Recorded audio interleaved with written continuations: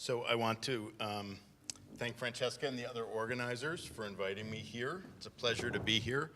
I thought we had a really great set of meetings yesterday, and it's been really fun participating. I'm going to talk to you today about pluripotent stem cells, and this is work done. I'll highlight the work of 3 people in my lab, a graduate student, CC Du, postdoc Yu Lu, and another postdoc, Andrew Tidball, today.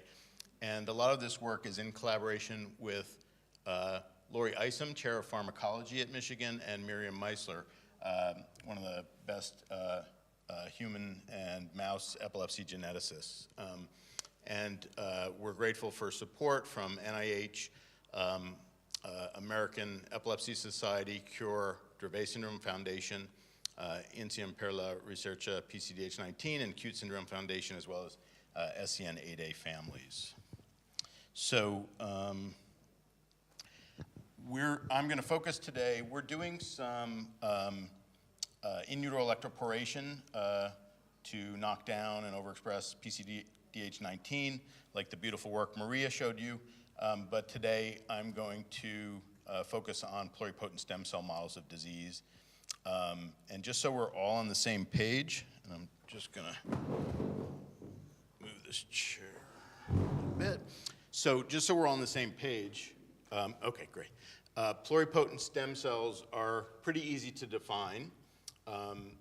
There are basically 2 main criteria. They can self-renew, and they can give rise to all cells of the body. And the classic pluripotent stem cell is, at least in human, it's the embryonic stem cell that derives from the inner cell mass of the blastocyst. And if that is cultured in vitro, these cells self-renew, they give rise to more of each other, and then they can differentiate into all 3 germ layers of the body to make different tissue types. Next, please.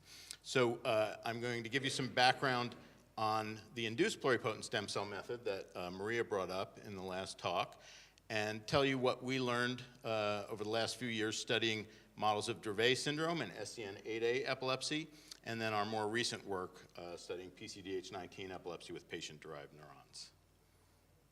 So this technique was pioneered by Shinya Yamanaka. In 2006, he was able to take skin cells from a mouse and reprogram them to pluripotent stem cells using a set of forced expression of a set of transcription factors. In 2007, his group and Jamie Thompson's group did it in human for the first time. And the importance of this was quickly recognized, and Shinya shared the Nobel Prize for Medicine in 2012 because the power of this approach is readily evident. So in theory, you can take a skin cell or a blood cell from a mouse or a human, reprogram them to pluripotent stem cells that grow like human embryonic stem cells, and then you can give them back for regenerative therapy. So you're giving a person their own cells back to treat them. Or you can study them in the dish and look at toxicity on human cells, mechanisms of disease, and you can use them to screen for new therapies. Next, please. So, so the idea for studying neurological disease and epilepsies is to take, for example, a skin biopsy from a patient, reprogram them into stem cells, make neural progenitors, and then patient-specific neurons. Hit it one more time, please. And there's another powerful approach, CRISPR gene editing, that's useful for 2 things. One, if you have a patient with a mutation, you can correct the mutation using this gene editing. So you can compare patient cells and controls that differ only by the presence and absence of the mutation. And the other thing is we can make virtual patients, meaning we can take a control cell and put in the mutation of a specific disease and study them. So that's a powerful approach. Go on. Next, please. Thanks. So we started in 2009 applying this to Dravet syndrome. As many of you know, this is a severe epileptic encephalopathy that comes on in the first year of life. And about 80% of the time, it's caused by mutations in the SCN1A gene. And these mutations can be anywhere in the gene. It's autosomal dominant. They're de novo mutations, meaning they're not present in the parents. And so it's almost certainly loss of function, and it's not clear why having only half of your SCN1A gene product causes this severe epilepsy. Next, please. So we studied it using fibroblasts from 2 8-year-old children with Dravet syndrome. And this is work from my postdoc, Yu Lu. He reprogrammed them at this point with retroviral vectors using the classic Yamanaka factors. Currently, we use non-integrating episomal vectors to make iPS cells. And you can see the fibroblasts look like this, and after 10 days, they start forming these colonies that by 30 days look just like human embryonic stem cell colonies, and they express markers of pluripotency, like OCT4, SSEA4, NANOG, and alkaline phosphatase. And then when he differentiated them through embryoid bodies, they form all 3 germ layers, beta-tubulin and GFAP-positive ectoderm, alpha-fetoprotein-positive endoderm, and smooth muscle actin-positive mesoderm. Next, please. Yu Lu differentiated them into neural progenitor cells. They form these nice neural rosettes that express the stem cell markers PAC6 and Musashi, and he expanded them as neurospheres and then could make beautiful neurons from them that express beta-3 tubulin and MAP2. With this protocol, about 80 to 90% were GABAergic, about 5 to 10% were large pyramidal-shaped neurons that didn't express GABA, but they expressed the vesicular glutamate transporter. Rarely we got tyrosine hydroxylase positive cells. Next, please. So we gave our cells to Lori Isom's lab, and Luis Lopez Santiago in her lab recorded from pyramidal-shaped and bipolar-shaped cells, putative excitatory and inhibitory cells, and looked at sodium currents. And when we compared 3 human iPS cells from controls to 2 Dravet syndrome patients, we were surprised to find not decreased current, but markedly increased current. So downward means bigger current, both in the pyramidal-shaped cells and in the bipolar-shaped cells. So they were increased compared to the control. Next. Yukun Yuan in Lori's lab recorded them under current clamp, and compared to the control, we see a decreased amplitude for action potential generation, a decreased threshold. Can you hit the advance one more? So here are the numbers for action potential threshold. The resting potential was slightly depolarized. With stimulation, there was more repetitive activity in the 2 patients compared to the controls, and there was spontaneous bursting activity in the patients, but not in the controls. So we were very excited about this. This was our epilepsy in a dish model. So the skin cells that we were reprogrammed to stem cells from patients and made into neurons were showing hyperexcitability, seizure-like activity in the dish. Next, please. So I don't have time to go into it, but we think the reason why we see increased current, even though there's loss of one sodium channel, is we think they overcompensate by expressing a different channel earlier, and that leads to the hyperexcitability.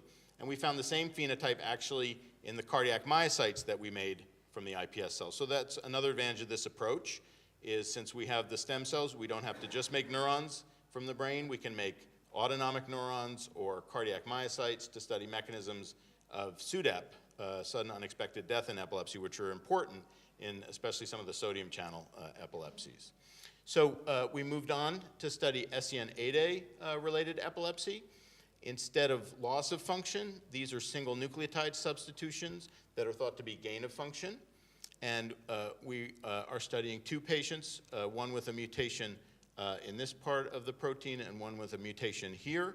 The first patient is a 15-year-old, was 15 years old at the time of biopsy, the other 9 months.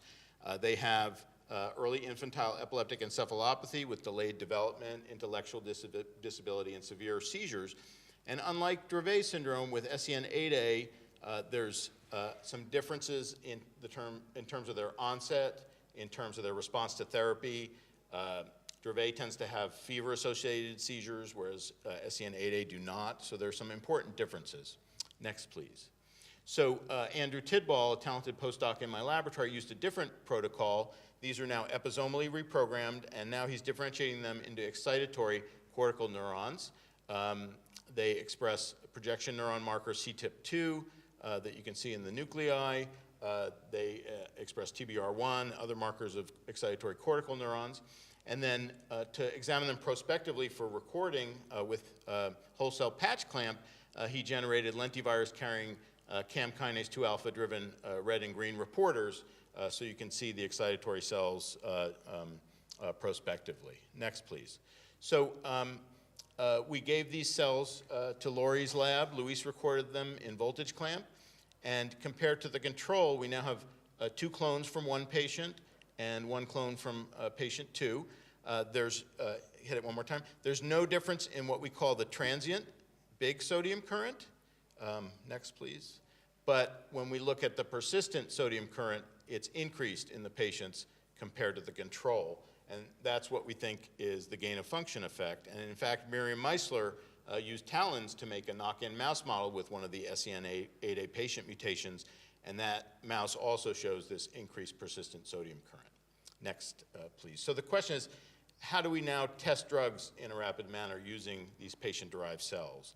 And we've chosen to use a device from Axion Biosystems that's a multi-well, multi-electrode array. So each of these plates has multiple electrodes in each well that we can record from the neurons. And the recordings look like this. These are plots of action potentials. We add TTX and block them so we know they're action potentials. You can get heat map of activity. Next, please. And this is what it looks like in real time. Here are 2 rows of control, and then 3 rows from the 2 patients. And you can see the activity in these heat maps. These are all action potentials. And we can study spikes per well, spikes per electrode. We can get the morphology of the action potentials. We can look at bursting and synchrony. Next, please. So Andrew looked at spontaneous activity, spikes per well per minute over time. And this is days of differentiation. So the activity of both the 2 patients and 2 controls increase over time. But by 7.5 weeks, it's markedly increased in the patients compared to the controls. Next, please. So we use this to test drugs to validate the model. And this is percent of inhibition of activity. So higher means more suppression of activity. And we looked at oxcarbazepine, lamotrigine, levetiracetam, and riluzole. And this is dose response. So increasing dose, you see increasing suppression with oxcarb and lamotrigine, more so in the patients than the controls. Levetiracetam does not work well in these patients, and then in these cells. And then riluzole, which is an ALS drug, but it also blocks persistent sodium current. That actually seemed to work better in the control than the patient. Next slide, please. And so when we look at the percent inhibition of activity for the different drugs at the peak, we see that oxcarbazepine and lamotrigine worked, levetiracetam didn't.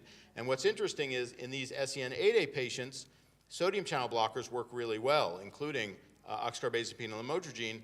None of them have responded to levetiracetam. I think the last time I talked to Ingrid Shefford, she knew about 18 patients that were tried on levetiracetam, and none of them responded.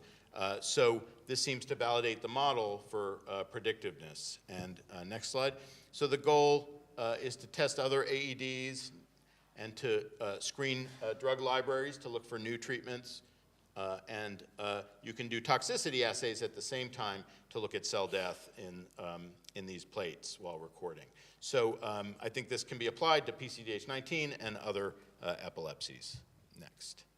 So we started reprogramming cells from patients with PCDH19.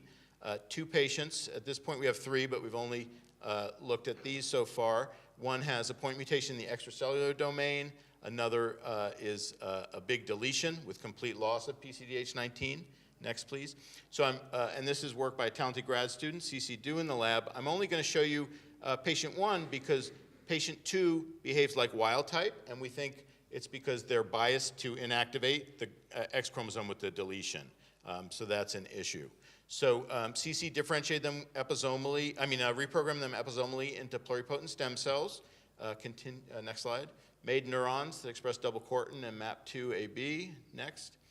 And it's tricky studying iPS cells from patients with X-linked disorders because of variability in reactivation of the X when you the silenced X when you reprogram them, and then the question of whether it gets inactivated properly as you differentiate the cells.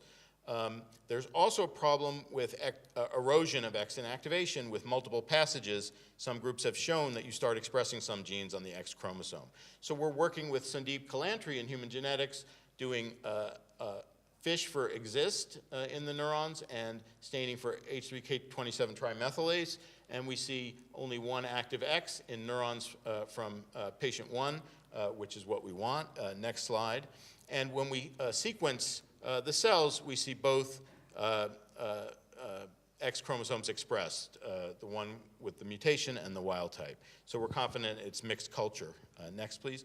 And when we look at the rosettes from these patients, this is the bottom row are from a control, and this is from the PCDH19 patient.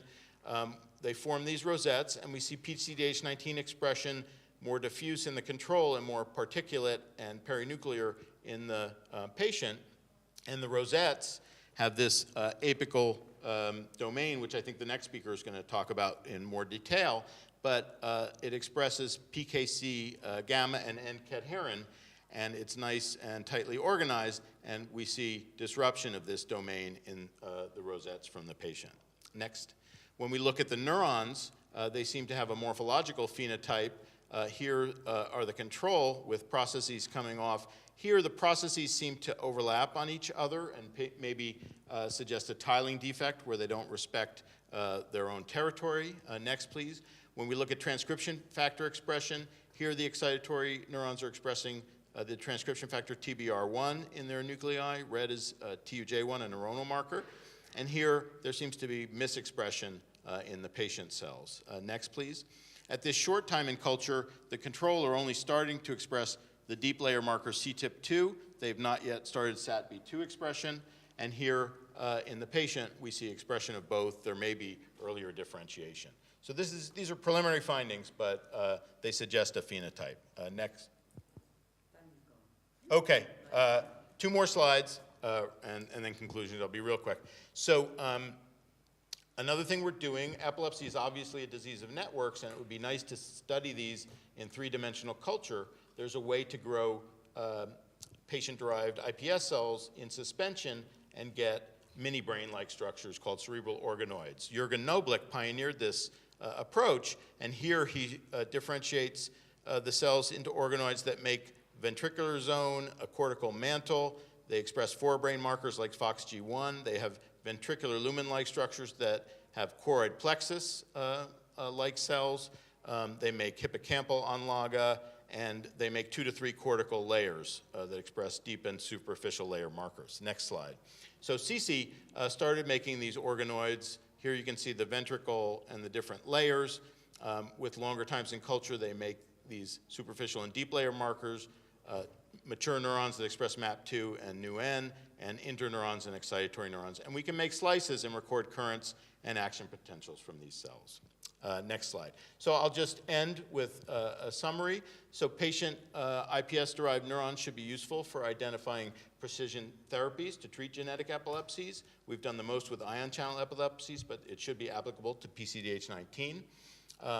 PCDH19 epilepsy patient-derived neural progenitors show phenotypes that may give insight into disease mechanisms, and these organoids may offer insight into brain development, mechanisms of brain development that we can apply to PCDH19 and other epilepsies to look at disruption of brain development and seizure-like activity in 3 dimensions with patient-derived cells. And we're starting to do this with PCDH19, and we think we actually have a phenotype, but it's too early to say.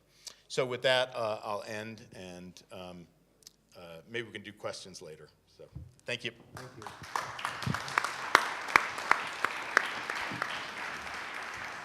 Thank you very much. I think it's a very nice work, and it's good to see the phenotype. My question is,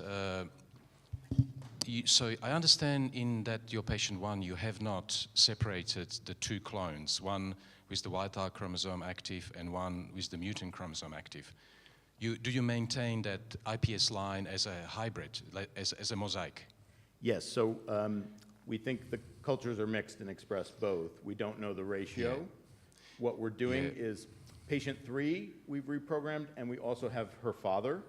And so the plan is to mix the father with wild type and to look at the different ratios. Because you know what I'm sort of curious about, to see how in different clones, when you do these iPS, when you propagate them, how do you know that the ratio of the wild type expressing cells and the mutant cells is not changing? Or how it is driving? Because we know that in human patients, and that's for relevance for the drug screening, is that we expect the worst outcome when we have 50-50%. But when it's skewing one way or the other, it's probably going to have the protective effect. So I don't know, this is a difficult question. So whether really to separate the clones or keep them as a mixed culture. We were trying to separate them, but that's where we came across the same example you mentioned, that the clone with the mutant chromosome active just are selected against, they disappear. Right. That's why I think taking the father cells and mixing is maybe the way around that. Yep.